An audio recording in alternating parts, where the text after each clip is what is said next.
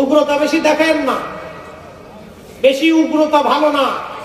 উগ্রতা দিয়ে এই 800 বছরে কেউ জিততে পারে নাই। 800 বছরে অলিরা জিতেছে, বাকি কিয়ামত পর্যন্ত অলিরাই জিতবে, অলিদের দলই জিতে থাকবে। কথা বলেন ঠিক না বেটে? মনে রাখেন, উগ্রতা দেখিয়ে কেউ জিততে পারে নাই। আবার বলি, সিলেট আলিয়া মাদ্রাসার মাঠ থেকে আবার বলতেছি, উগ্রতা দেখিয়ে কেউ জিততে পারে নাই, উগ্রতা দেখিয়ে কেউ টিকতে পারে নাই, উগ্রতা দেখিয়ে কেউ সাম্রাজ্য প্রতিষ্ঠিত করতে পারে নাই। উগ্রতা না দেখিয়েই শাহজালাল আলী আমেরি, 360 আউলিয়া, খাজা বাবা আজমেরি, মুজাদ্দিদ আল হাসানি, কুতুবউদ্দিন কাকি, নিজামউদ্দিন আউলিয়া, 3-4 মাযহাবের 4 ইমাম, 4 তরিকার 4 ইমামরা এই দেশে ইসলাম ও দ্বীনের খেদমত করেছে, উগ্রতা দিয়ে না, ভালোবাসা দিয়ে। কথা বলেন ঠিক না?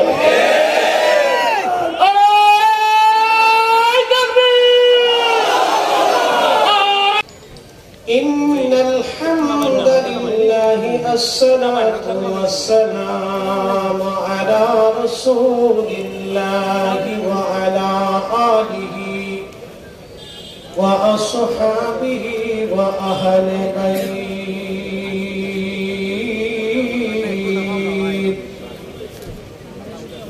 أما بعد فقد قال الله تعالى في كلامه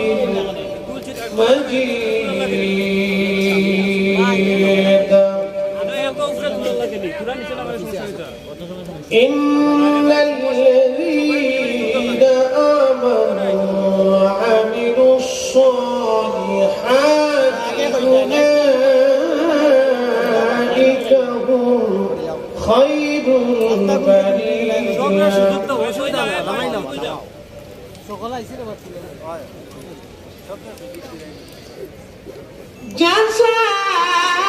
جزاؤهم عند ربهم جنات عدن تجري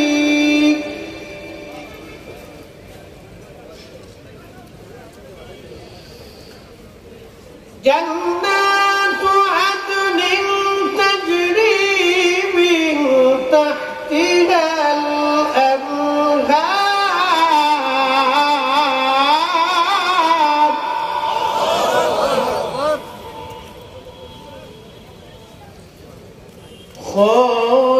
خالدين فيها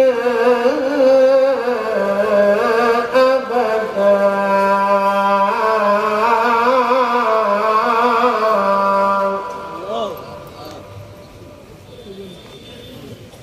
صدق الله المولانا العظيم وصدق رسوله النبي الحبيب الكريم في شان حبيبه: إن الله وملائكته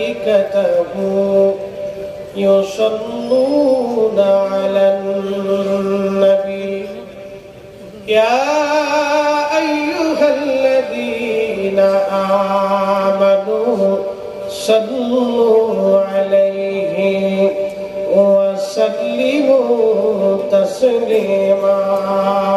اللهم صل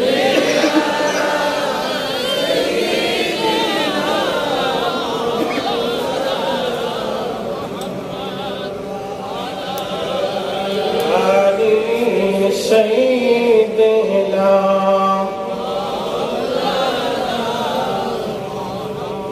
নবীর ইশকে জানো দিল ভাই, এ ভুবনে কাঁদে না,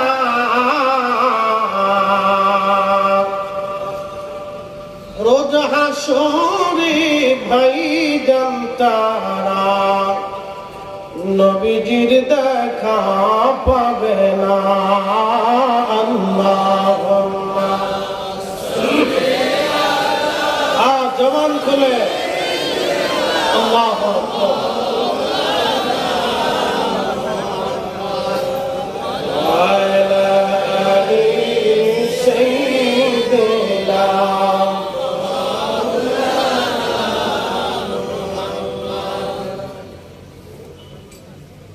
ইসলামী সম্মেলন সরকারি আলিয়া মাদ্রাসা মাঠ সিলেটের আজকের মুহতারাম সম্মানিত সভাপতি জনাব খাদিমুল হাজ্জাজ আল্লামা মাওলানা মাইনুদ্দিন আহমদ জালাল রবি সাহেব, আউলিয়া ফেডারেশন বাংলাদেশের সম্মানিত চেয়ারম্যান আল্লামা শেখুল হাদিস আব্দুল মুসাব্বির সাহেব মাদ্রাজুল্লাহুল আলী, সিলেট সরকার আলিয়া মাদ্রাসার সম্মানিত অধ্যাপক, সমস্ত দাবাতুল উলামা ইকরাম, আজকের প্রধান অতিথি বিশেষ অতিথিবৃন্দ শেখ মোহাম্মদ মাহবুব আল সামি সাহেব, সৌদি আরব মক্কা, ডক্টর মাওলানা মোহাম্মদ ইমদাদুল হক, মাওলানা শিহাবুদ্দিন আলিপুরি সাহেব, মাওলানা জাহাঙ্গীর আলম তৈয়বী শেখ, মুফতি আল্লামা উসমান বিন সালি শেখ সহ সকল উলামায়ে আহলে সুন্নাহ, এলাকার গণ্যমান্য ব্যক্তিবর্গ, সম্মানিত অতিথিবৃন্দ, জনাব আরিফুল চৌধুরী সাহেব সহ এখানে আমার ডানে বামে উপস্থিত সকল অতিথিবৃন্দ, সময়ের সংক্ষিপ্ততায় আমি তাদের নাম নিতে পারছি না, কিন্তু আন্তরিকভাবে দুঃখিত। উপস্থিত আমাদের একবারে সন্নিকটে সুলতানে বাংলা, এই উপমহাদেশে বাংলাদেশের এই প্রত্যন্ত অঞ্চলে যিনি কালেমার দাওয়াত নিয়ে এসেছিলেন, তিনি খানকার বীর, রাজপথের বীর, শুধু হাতে তসবিহ নিয়ে না, তলোয়ার নিয়ে জমিনে দিন প্রতিষ্ঠিত করেছিলেন। কথা বলেন ঠিক না ঠিক? তিনি হযরতে শাহজালাল আলী মুজাদ্দিদ ভূমি দিয়েছেন। যেহেতু আউলিয়া ফেডারেশন, একটা কথা মনে রাখবেন, সারা পৃথিবীতে অনেক ধর্ম আছে, অনেক ধর্মের অনেক মত, এক এক ধর্মের এক এক বিশ্বাস। আমরা মুসলমান, আমাদের একটা বিশ্বাস আছে, আমরা সেই বিশ্বাসের উপর প্রতিষ্ঠিত। যেমন আমাদের দেশে সনাতন ধর্মে হিন্দু যারা, তারা বিশ্বাস করে আসমানের দেবতা আছে, পানির দেবতা আছে, মাটির দেবতা আছে, আগুনের দেবতা আছে, বাতাসের দেবতা আছে, বিদ্যার দেবতা আছে। এরকম তাদের অনেক দেবতা হতে হতে ৩৩ কোটি দেবতা হয়েছে। আমাদের বিশ্বাসে আমাদের রব কয়জন? আওয়াজ আসতে দিলে হবে না, একসাথে বলেন, ইমানি জজবানি বলেন, আমাদের রব কয়জন? আমাদের রব কয়জন? আমাদের শাশ্বত আল্লাহর আইন বা বাণী কোরআনুল কারীম কয়টা? একসাথে বলেন, কয়টা? আমাদের সর্বশ্রেষ্ঠ রাসূল কয়জন? অ্যাটেনশন। খ্রিস্টানদের বিশ্বাস হচ্ছে আল্লাহ আছে, কিন্তু আল্লাহর বউ আছে, সাথে বাচ্চা কাচ্চাও আছে। যিনি সৃষ্টিকর্তা, তেনার আবার বউর দরকার প্রয়োজন না। ইহুদিরা বিশ্বাস করে আল্লাহ আছে, আল্লাহ ছেলে মেয়েও আছে। শিখদের এক বিশ্বাস, বৌদ্ধদের আর এক বিশ্বাস। সারা পৃথিবীতে সব ধর্মের কোনো না কোনো বিশ্বাস আছে। মুসলমানরা একটা বিশ্বাসের উপর প্রতিষ্ঠিত, যার নাম হচ্ছে আকীদা। আমরা সর্বপ্রথম লা ইলাহা ইল্লাল্লাহতে বিশ্বাস করি, আল্লাহ ব্যতীত আর কোন রব নেই, লা শারীকা লাহু, কোন শরীক নেই। যিনি আসমান, জমিন, ভূমণ্ডল, নভমণ্ডল সৃষ্টি, বাতাস, আগুন, আলো, আধার, সমুদ্র, পৃথিবী, জমিন সৃষ্টি। বর্তমানে পৃথিবীতে 4 লক্ষ প্রজাতির জীব জীবন আছে। একসাথে এক নিয়মে, নিয়মতান্ত্রিক ভাবে যিনি পরিচালনা করেন, একসাথে বলেন তিনি কে? সর্বশ্রেষ্ঠ ক্ষমতার মালিক। হাত উঠে করে বলেন তিনি কে? কোন সন্দেহ? এতে আমাদের ভিতরে কোন দ্বিমত হতে পারে? প্রিয় উপস্থিতি, এই ইসলামের ভিতরেই 73টা আকীদা ভিত্তিক দল আছে। এই ইসলামের ভিতরে 73টা আকীদা ভিত্তিক দল আছে। তার একটা জামাতের নাম হচ্ছে আহলে সুন্নাত ওয়াল জামাত। আমার দিকে তাকাবেন, কোন মা আহলে সুন্নাত ওয়াল জামাতের আকীদা ছাড়া ওলি জন্ম দিতে পারে নাই। এক কথা বলেন, জোরে বলেন। কোন মা আহলে সুন্নাত ওয়াল জামাতের আকীদা ছাড়া ওলি জন্ম দিতে পারে নাই।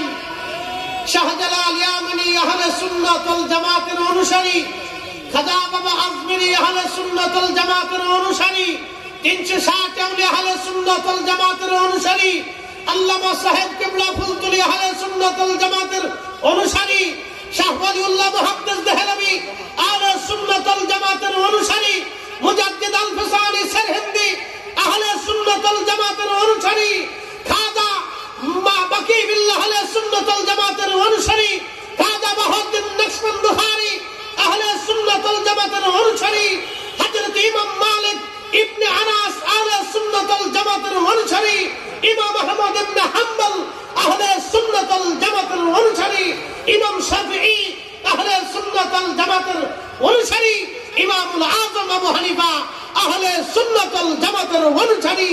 আহলে সুন্নাত ওয়াল জামাতের আকীদা ছাড়া কোন মা ওলি জন্ম দিতে পারে নাই। কিয়ামত পর্যন্ত কোন মা আহলে সুন্নাত ওয়াল জামাতের আকীদা ছাড়া ওলি জন্ম দিতে পারবে না, পারবে না। কথা বলেন ঠিক আছে?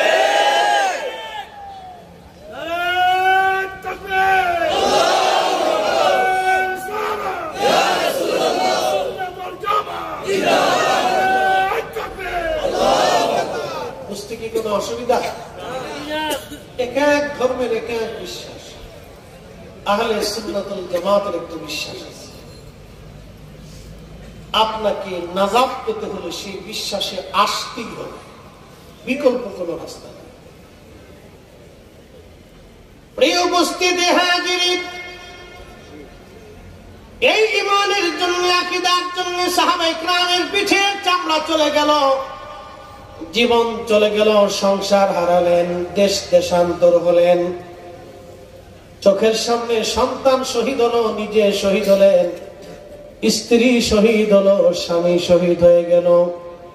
তারপরও এই ঈমান তারা বিক্রি করে দেন নাই, কারণ আল্লাহর নবী বলেছেন, আমার উম্মত তোমাদেরকে যদি কেটে কেটে টুকরা টুকরা করা হয়, তারপরেও তোমরা শিরিক করবে না, আল্লাহর সাথে অংশীদারিত্ব সাব্যস্ত করবে না।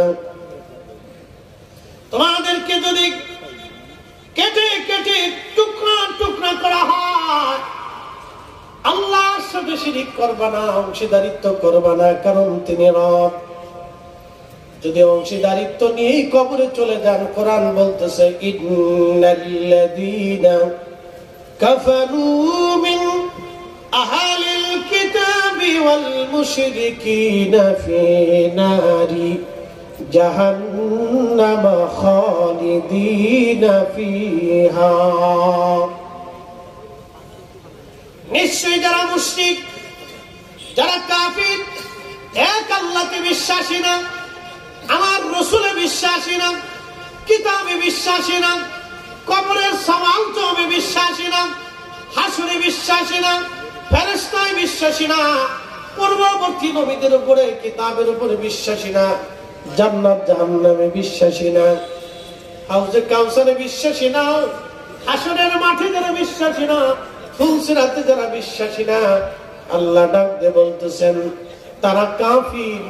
এবং মিন আহলে কিতাব, যারা ইহুদি খ্রিস্টান যারা আছে, আল্লাহ মানে কিন্তু আল্লাহর সন্তান আছে, স্ত্রী আছে বলে বিশ্বাস করে, ওয়াল মুশরিকিন, যারা মুশরিক, দেব দেবতার সামনে মাথা নত করে পড়ে থাকে।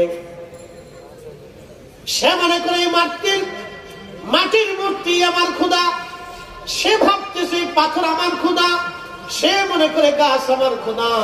কেউ সূর্যের পূজা করে, কেউ সাগরের পূজা করে, কেউ পাহাড়ের পূজা করে, কেউ চাঁদের পূজা করে, বিভিন্ন দেবদেবীর পূজা অর্চনা যারা করে, আমার আল্লাহ বলেন ওয়াল মুশরিকিনা ফি নারি জাহান্নাম খালিদিনা ফিহা। চিরদিন একটা জাহান্নামের ভিতরে তারা থাকবে, কোনদিন জাহান্নাম থেকে তারা বের হতে আর পারবে না, কখনো জাহান্নাম থেকে তারা বের হয়ে আসতে পারবে না। সিলেটের মুসলমান মনোযোগ দিবেন। সিলেট আলিয়া মাদ্রাসা মাঠে রাত 12টা পর্যন্ত বেজে যাচ্ছে। শহরের কত মানুষ ঘুমের মধ্যে চলে গেল, শহরের কত মানুষ বাড়ির আনন্দে ফুর্তিতে মেতে গেল। সন্তান নিয়ে ঘরের মধ্যে ভালো খাবার আয়োজন করে বসল, কিন্তু সব কিছু ফেলে দিয়ে আপনারা এই বেহেশতের বাগানে আউলিয়া ফেডারেশনের ডাকে আপনারা এসে গেলেন। মূলত এখানে আমরা আহলে সুন্নাত ওয়াল জামাতের অনুসারী। পাশে মহান আল্লাহর ওলি শাহ জালালি আমিনী মুজাদ্দিদি ঘুমিয়ে আছেন। তিনি কোন সাম্রাজ্যের নেতা ছিলেন না। এই জমিনে ইচ্ছা করলে শাহজালাল আমিনী মুজাদ্দিদি বাংলার মসনদে বসতে পারতেন, কিন্তু বাংলার মসনদে তিনি বসেন নাই, মসনদ দিয়ে দিলেন আর একজনের কাছে। 750 বছর ধরে তিনি এমন একটা মসনদের অধিকারী হয়ে বসে আছেন। কোটি কোটি মুসলমান ওনার জিয়ারতে আসে, কোটি কোটি মুসলমান ওনার মাজারের পাশে বসে বসে কান্না করে। কোটি কোটি মুসলমান কিয়ামত পর্যন্ত আল্লাহর ওলির মাজারে জিয়ারতের জন্য আসতে থাকবে। 750 বছরে বন্ধ হয় নাই, কিয়ামত পর্যন্ত বন্ধ হবে না। কথা বলেন ঠিক কিনা? বাংলাদেশের 750 বছরের ইতিহাসে কত রাজা চলে গেল, কত আমির চলে গেল, আমরা চলে গেল, কত ক্ষমতার পথ পরিবর্তন হল, শাসক গোষ্ঠীদের পরিবর্তন হল, এই দল সেই দল গেল, এই মন্ত্রী সেই মন্ত্রী গেল, কিন্তু শাহজালাল রাহমাতুল্লাহ আলাইহি কোটি কোটি মুসলমানের হৃদয়ে আকৃষ্ট হয়ে আছেন। তিনি মসনদ ছাড়া, সাম্রাজ্য ছাড়া এমন একজন বাদশা। কোটি কোটি মানুষ তার জিয়ারতে বসে যায়। এটাই হলো আল্লাহ ওলিদের কারামত। কথা বলেন ঠিক কিনা? আচ্ছা বলেন তো, ওনার কি ছেলে মেয়ে আছে?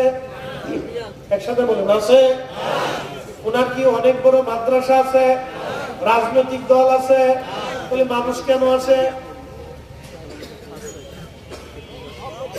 এই মহব্বত কে সৃষ্টি করলো? আসতে হবে না, জোরে বলেন, জোরে জোরে জোরে। দেশে বহু শাহজালাল আছে, বহু শাহজালালের কবর যেখানে সেখানে আছে। কোন শাহজালালের কবরে মানুষ গেল না, কিন্তু ওনার মাজারে কেন আসে? এর অর্থ হচ্ছে ওনার প্রতি সৃষ্টিকে আল্লাহ ঘুরিয়ে দিচ্ছে। এই কথা বলেন না, জোরে বলেন। ওনার প্রতি সৃষ্টিকে আল্লাহ ঘুরিয়ে দিচ্ছে। আমি আসি, আপনি আসেন, সবাই আসে। কেন আসে? সৃষ্টিকে ওনার দিকে ঘুরিয়ে দিয়েছেন। আল্লামা ডাক্তার ইকবাল রাহিমাহুল্লাহ জবাবে শিকাতে তার ছোট্ট একটা সূত্র বলে দিয়ে দিয়েছেন। কে আফা তুনে মোহাম্মদ সে তু হম थे रहे ये जात जी किया लौह कलम थे रहे। তুমি যদি আল্লাহর নবীর গোলামি করো, একসাথে বলবেন আল্লাহু আকবার। আরো জোরে জোরে জোরে জোরে, একসাথে একসাথে বলেন, একসাথে।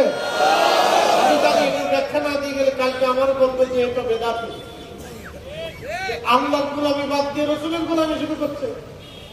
আমাদের কিছু ভাই সামরা তো আল্লাহর গোলামিও বোঝে না, রসুলের গোলামিও বোঝে না।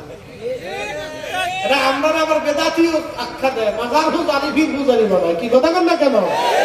আমরা তাদের দৃষ্টিতে মাজার হুজারি বীর বুজারি বেদাতি হচ্ছে। এ ভাই শুনে, ইনসাফের দৃষ্টিতে শুনবে, বেইনসাফি না। ইনসাফের দৃষ্টিতে দুটি ব্যাখ্যা করবো। প্রশ্ন থাকলে করলে জবাব দিন। আচ্ছা বলেন, সিদ্দিকে আকবর আবু বকরের চাইতে এই উম্মতের ভিতরে দামি কেউ আর আছে? না না, একসাথে বলেন, আহলে সুন্নাত ওয়াল জামাতের আকীদা। যারা বলেন ওনার চাইতে দামি কেউ আছে? একসাথে বলেন, দামি কেউ আছে? নবীর উম্মতের বাগানে ওনার চাইতে দামি কেউ আছে? এখন বলেন, উনি আল্লাহ চিনেছে আগে, আল্লাহ চিনছেন আগে, নবী চিনছেন? বুঝতে থাকলে বলেন, ভুল বলেন না। উনি কি আগে আল্লাহ চিনছে না আগে নবী চিনছে? উনি কি আল্লাহ দিয়ে নবী পাইছে না নবী দিয়ে আল্লাহ চিনছে? নবী দিয়ে আল্লাহ চিনছে। উনি আল্লাহ দিয়ে, রসুল দিয়ে আল্লাহ পেয়েছে। উনি সরাসরি আল্লাহ পান নাই, নবী দিয়ে আল্লাহ পেয়েছে। হেরা পর্বতের গুহাতে, গারে সোয়ারে উনি বসে যখন গর্তের ভিতরে চাদর দিয়ে সব গর্ত বুঝাইতেছিলেন, সব গর্ত বুঝে গেলে একটা বুঝে নেয়, পা চাপা দিয়ে ধরে রাখছিলেন। কারণ কি? খুশি কি আল্লাহকে করছেন না আগে রসুলকে করছেন? আগে রসুলকে করছেন। কোন সাহাবীর জীবনে আল্লাহ আগে দেখে নাই, আগে রসুল দেখেছে। আম্মাজান খাদিজাতুল কুবরা আল্লাহ আগে দেখে নাই, আগে নবী দেখেছে। আম্মাজান আয়েশা সিদ্দিকা আল্লাহ আগে দেখে নাই, আগে রসুল দেখেছে। কোরআন শরীফ আল্লাহ আমাদের কাছে পাঠান নাই, আগে রসুলের কালবে পাঠিয়েছে। এই কথা বলেন, জোরে বলেন। কোরআন আল্লাহ তার রসুলের কালবে আল্লাহ আগে নাযিল করেছে। ভালো করে শুনেন কোরআন কিভাবে আসছে, শুনে যান। লাউ আনজালনা হাযাল কুরআন আলা জাবালিন লারাআইতাহু খাশিআন মুতাসাদ্দিআন মিন খাশিয়াতিল্লাহ।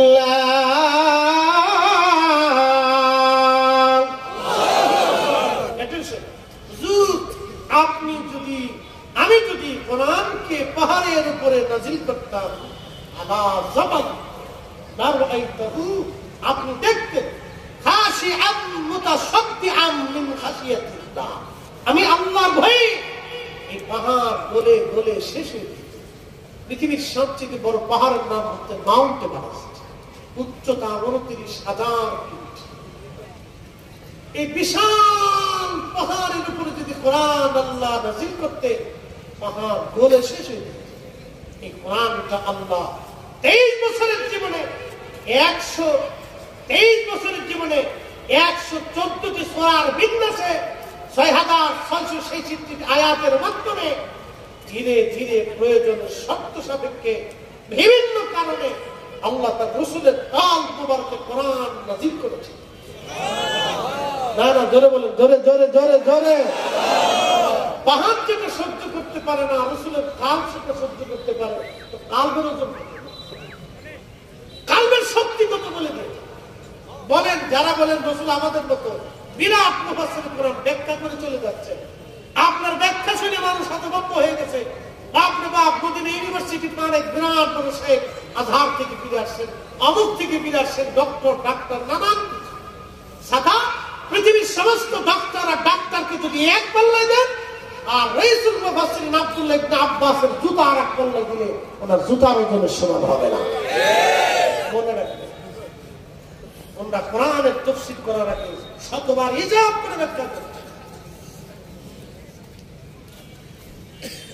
হাজিরিন ভালো করে শুনে যাবেন। হাজরাতে রাসূল কারীমের কাল তাহলে কত মজবুত হতে পারে একটু চিন্তা করেন। সেই কালবে আমার আল্লাহ কোরআন শরীফ জমা করেছেন 23 বছরের জীবনে 22,000 বার জিবরাইলের আগমনে। তাহলে নবীজির কাল মুবারকের শক্তি কত ছিল একটু চিন্তা করেন। এই কোরআন শরীফ যখন আল্লাহ নাযিল করলেন, যালিকাল কিতাবু লা রাইবা ফীহি হুদাল লিল মুত্তাকিন, কোরআন আসলো কলবের মধ্যে। এই কোরআন নবীর কাল মুবারক আসছে। আল্লাহ নবীজি যখন সাহাবীদেরকে বললেন, আল্লাহ বলেছেন যালিকাল কিতাব, কোরআন কোন দিক দিয়ে আসলো সাহাবীরা দেখেন নাই, শুধু কোরআন নাযিল হওয়ার সময় দেখলেন নবী ঘেমে গেছে। সাহাবীরা শুধু এতটুকুই দেখছেন, নবী প্রিয় নবী ঘেমে পুরো শরীরটা চুপচুপ হয়ে গেছে। শুধু এতটুকুই দেখছেন যে নবী ঘেমে গেছেন। এরপর আল্লাহ নবী কোরআন নাযিল হওয়া শেষ হওয়ার পরে রাসূল কারীম বললেন, হে সাহাবীরা, আল্লাহ কোরআনে আমাকে এই মুহূর্তে জানিয়ে দিয়েছেন, যালিকাল কিতাবু লা রাইবা ফীহি হুদাল লিল মুত্তাকিন, ওহা এমন এক কিতাব যে কিতাবের মধ্যে কোনো সন্দেহ নেই। আচ্ছা আপনারা বলে, সাহাবীরা কি কোরআন মেনেছে আল্লাহ দেখে না রাসূল দেখে? না না, ধরে বলেন, ভয় পেয়ে বলবেন না, ভয়ের কারণ নাই। কোন সাহাবী আল্লাহ দেখে নাই, কোন সাহাবী জিবরাইল দেখে নাই, কোন সাহাবী জিবরাইল এসে নবীকে পড়াচ্ছে জোরে জোরে বলতেছে, এটা দেখেন নাই। কোরআন নাযিল রাসূলের কাল মুবারকে হয়েছে, কাল এসেছে, কোন রাস্তা দিয়ে এসেছে, কেমনে এসেছে সাহাবীরা দেখেন না। শুধু দেখছেন নবীজি ঘেমে গেছে, শুধু ঘামটুকি দেখেছেন, এরপরে রাসূল যাহা বলছেন যে আল্লাহ এটা বলেছে, সাহাবা ইকরাম বিনা বাক্যে, বিনা দলিলে, বিনা তর্কে নবীর কথা মেনে নিয়েছেন। এর অর্থ হলো সাহাবীরা আগে নবী চিনেছে। কথা বলে ঠিক না? আগে নবী মেনেছে, নবী মাইনে তারা আল্লাহ বুঝেছে, নবী দিয়ে তারা আল্লাহ চিনেছে, নবীর মাধ্যম দিয়ে তারা আসর চিনেছে, নবীর মাধ্যম দিয়ে ইমান বুঝেছে, নবীর জন্যই তারা জিহাদের ময়দানে গেছেন, রাসূলের কথা শুনেই তারা যুদ্ধের ময়দানে নিজের জীবনকে কুরবানি করেছেন, নবী দেখেই তারা জান্নাত জাহান্নাম চিনেছেন। অতএব রাসূলের গোলামি না হলে আল্লাহর গোলামি হয় না। এক বাক্যে কথা শেষ। নবীর গোলামি না হলে আল্লাহর গোলামি হয় না। বলে কোন দলিল? আর বলে দিচ্ছি, قل إن كنتم تحبون الله فاتبعوني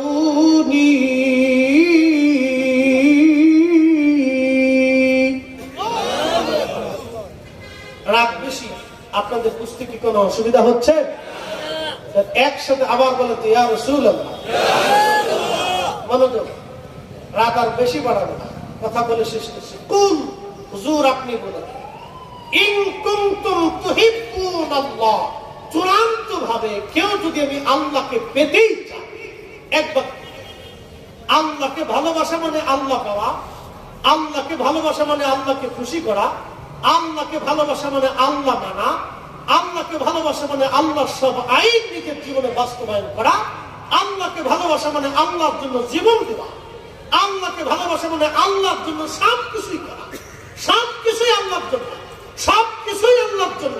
আল্লাহ বলতেছেন, হাবিব, কেউ যদি আমাকে ভালোবাসতে চাই চূড়ান্ত ভাবে, আপনি নবী বলে দেন ফাত্তাবিউনি, সেজন্য আপনি নবীকে চূড়ান্ত ভাবে মেনে নেন। আপনি নবী মানলে আমি আল্লাহ মানা হবে, আপনার গোলামি হলে আমি আল্লাহর গোলামি হবে, আপনার জন্য জীবন দেওয়া হলে আমি আল্লাহর জন্য জীবন দেওয়া হবে, আপনি নবীর পক্ষ হলে আমি আল্লাহর পক্ষ হবে, আপনি নবীর দল হলে আমি আল্লাহর দল হবে, আপনি নবীর মত হলে আমি আল্লাহর মত হবে, আপনি নবীর পথ হলে আমি আল্লাহর পথ হবে, আপনি নবীর ইত্তেবা হলে আমি আল্লাহর ইত্তেবা হবে, আপনি নবীর ভালোবাসলে আমি আল্লাহর ভালোবাসা হবে, আপনি নবীর প্রশংসা করলে আমি আল্লাহর প্রশংসা হবে, আপনি নবীর সাথে বেয়াদবি করলে আমি আল্লাহর সাথে বেয়াদবি হবে, আপনি নবীর শান গাইলে আমি আল্লাহর শান হবে, আপনি নবীকে কষ্ট দিলে আমি আল্লাহকে কষ্ট দেওয়া হবে। কথা বলেন ঠিক না?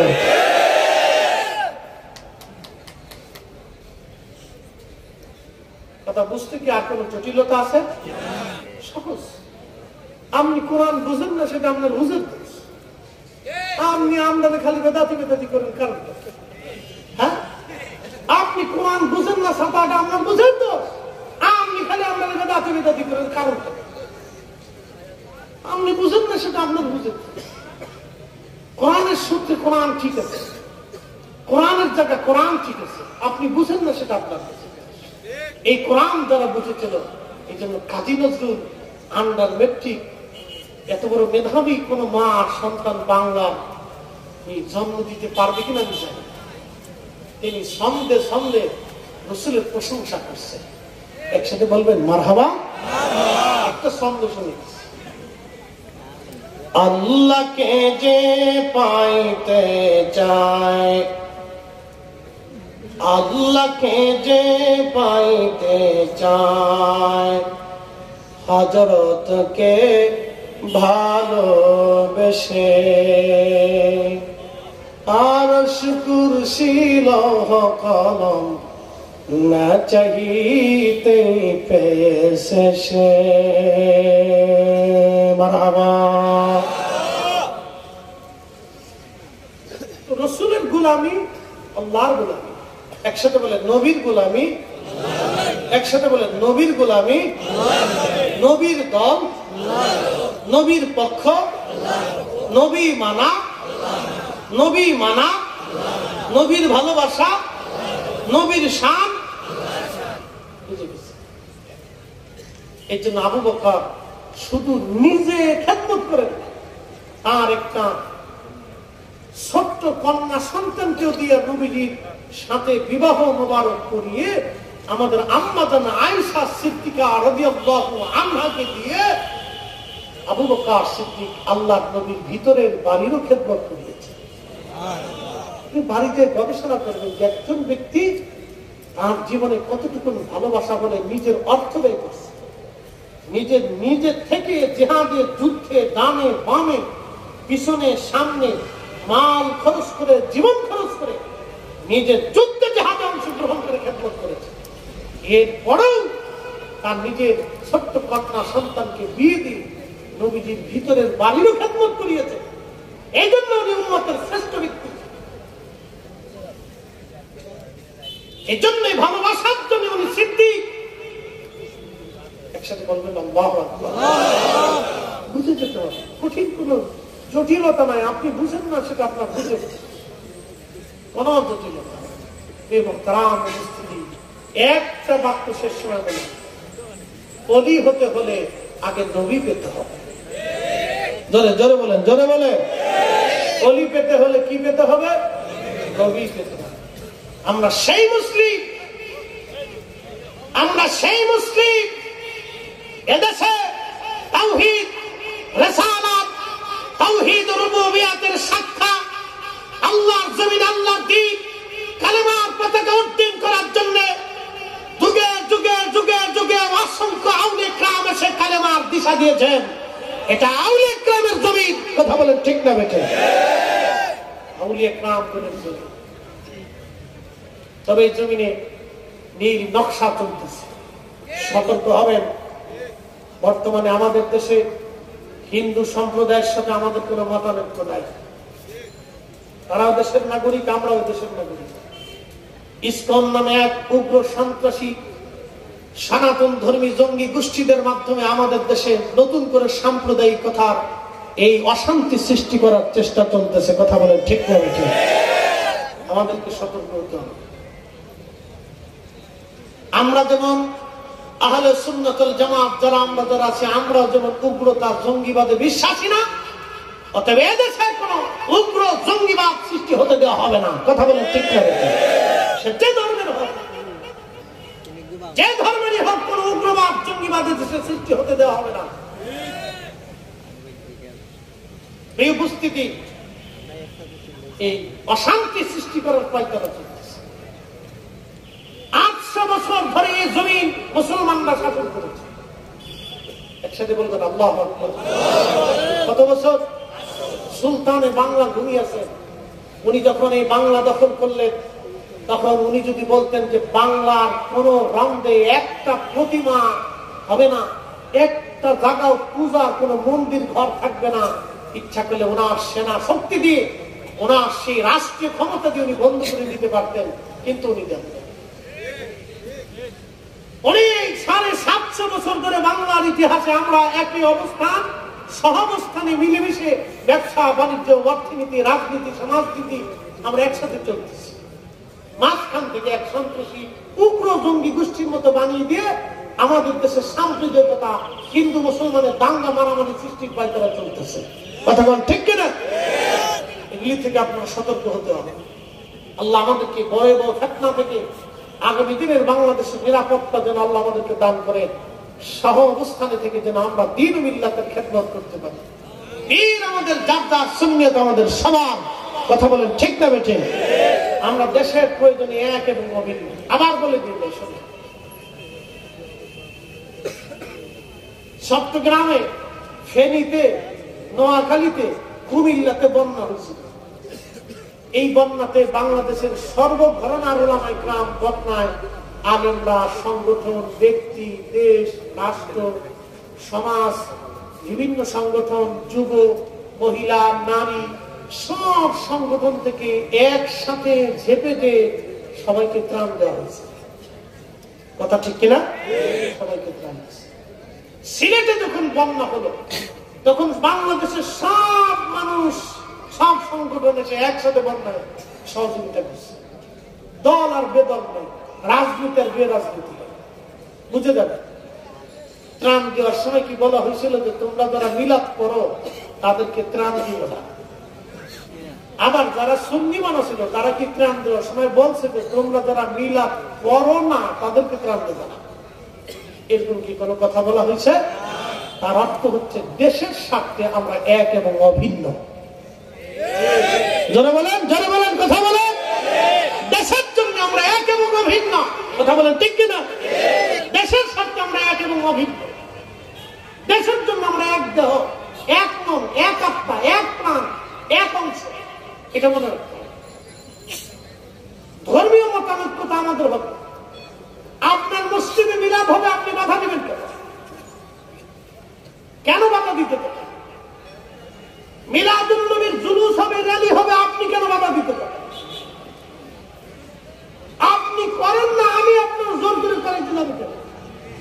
কথা আসলে ঠিক আছে না? কথা, কেউ যদি মিলাদুন নবীর র্যালি করে, জুলুস করে, তো করুক, আপনি তারা বাধা দিয়ে মারতে দেবেন কেন? আবার আপনি করেন না, আপনার ঘর থেকে জোর করে আমি আনতে দেবো কেন? কি কথা করলেন? সহাবস্থানে থাকতে হবে। তবে এর ভিতরে যারা উগ্রতা দেখাইতে চান, উগ্রতা বেশি দেখায়েন না, বেশি উগ্রতা ভালো না। উগ্রতা দিয়ে এই 800 বছরে কেউ জিততে পারে নাই। 800 বছরে অলিরা জিতেছে, বাকি কিয়ামত পর্যন্ত অলিরাই জিতবে, অলিদের দলই জিতে থাকবে। কথা বলেন ঠিক না বেটে? মনে রাখেন, উগ্রতা দেখিয়ে কেউ জিততে পারে নাই। আবার বলি, সিলেট আলিয়া মাদ্রাসার মাঠ থেকে আবার বলতেছি, উগ্রতা দেখিয়ে কেউ জিততে পারে নাই, উগ্রতা দেখিয়ে কেউ টিকতে পারে নাই, উগ্রতা দেখিয়ে কেউ সাম্রাজ্য প্রতিষ্ঠিত করতে পারে নাই। উগ্রতা না দেখিয়েই শাহজালাল আলী আমেরি, 360 আউলিয়া, খাজা বাবা আজমেরি, মুজাদ্দিদ আল হাসানি, কুতুবউদ্দিন কাকি, নিজামউদ্দিন আউলিয়া, 3-4 মাযহাবের 4 ইমাম, 4 তরিকার 4 ইমামরা এই দেশে ইসলাম ও দ্বীনের খেদমত করেছে, উগ্রতা দিয়ে না, ভালোবাসা দিয়ে। কথা বলেন ঠিক না?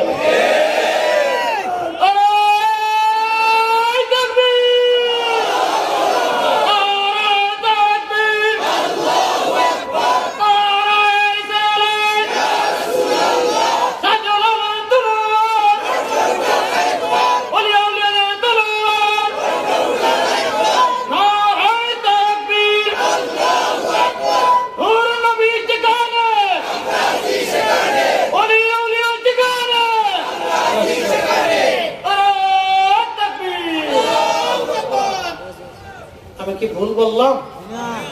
কষ্টের কথা বলছি? সহানুভূতির কথা বলছি। শোনেন, কেউ যদি মনে করে যে আমরা শক্তি দেখাবো, ভাববেন শক্তির পিছনে আরো শক্তি আছে। শক্তির পিছনে আরো শক্তি আছে। আপনার যেমন 10টা লাঠি আছে, আমারও 10টা আছে। এগুলি পরিহার করতে হবে। এগুলি উগ্রতা দিয়ে কখনো দেশে শান্তি হয় না। সমাজ সহযোগিতা একসাথে করা যায়, ভালোবাসা দিয়ে পৃথিবী জয় করতে পারে। আল্লাহ রাসূলের অনেক বড় শক্তির অধিকারী ছিল। আল্লাহু আকবার। তিনি পৃথিবীর সবচেয়ে বড় সুপ্রিম পাওয়ার ছিলেন।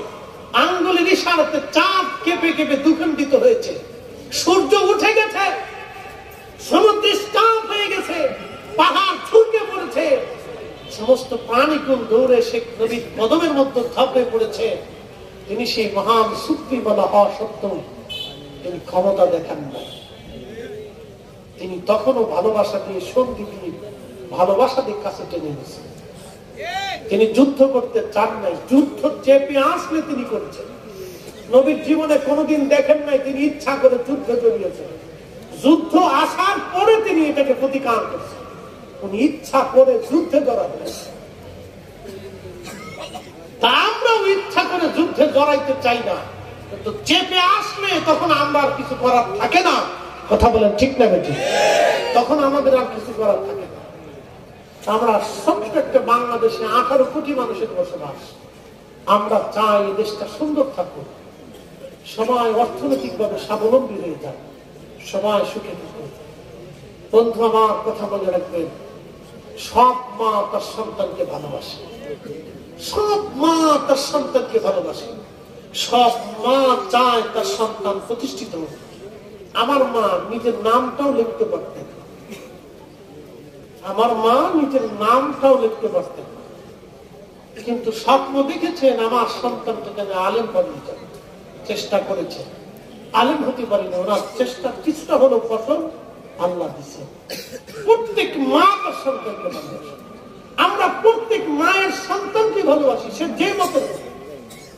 তার ভিতর উগ্রতা না থাকলে আসে আমার ভাই সামান্য মতো পার্থক্য হতে পারে। তার জন্য আমরা বড় কোনো দ্বন্দ্বে জড়াবো না, আমরা নিজেরা এটাকে মিট করে নিই। কথা বলেন ঠিক না মিঠে? ভালোবাসার জন্য আল্লাহ আমরা যার যার অবস্থান থেকে দেশের খেদমত করার তৌফিক নসিব করুন। সকলে বলেন আমিন। নম্বর কথা না বাড়াই, সিলেট আউলিয়া কেরামের পূর্ণভূমি, এই শহরে যে যেখান থেকে দেখতেছেন, আমি সবাইকে অনুরোধ করে বলবো, আমরা দেশকে ভালোবাসি, আমরা দেশের প্রত্যেকটা নাগরিক সহাবস্থানে থাকি। আমরা হিন্দুদের ভাইদেরকে বলবো, হিন্দু ভাইরা, এ যাবৎ বাংলাদেশের ইতিহাসে স্বাধীনতার পর থেকে এই পর্যন্ত আমরা দেখি নাই হিন্দু মুসলমান দাঙ্গা হয়েছে। আমার জন্মের পর থেকে আজও পর্যন্ত আমি হিন্দু মুসলমানের দাঙ্গা দেখি নাই। আমি দাঙ্গা দেখি নাই, হিন্দু মুসলমানের দাঙ্গা। তবে স্থানীয়ভাবে রাজনৈতিক পরিস্থিতি হোক, ব্যক্তিগত আক্রোশের কারণে হোক, মারামারি ধরাধরি এলাকা ভিত্তিক হয়েছে, কিন্তু ভারতের মতো হিন্দু মুসলমান দাঙ্গা বাংলাদেশে আমি দেখিনি।